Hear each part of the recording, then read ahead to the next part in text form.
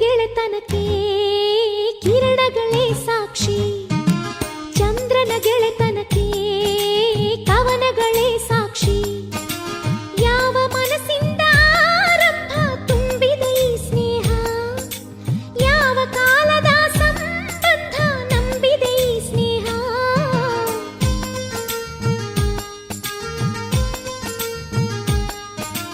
ಹುಣ್ಣಿಮೆ ಗೆಳೆತನಕ್ಕೆ ಸಾಗರವೇ ಸಾಕ್ಷಿ, ಹೆಣ್ಣಿನ ಗೆಳೆತನಕ್ಕೆ ಪ್ರಕೃತಿಯೇ ಸಾಕ್ಷಿ.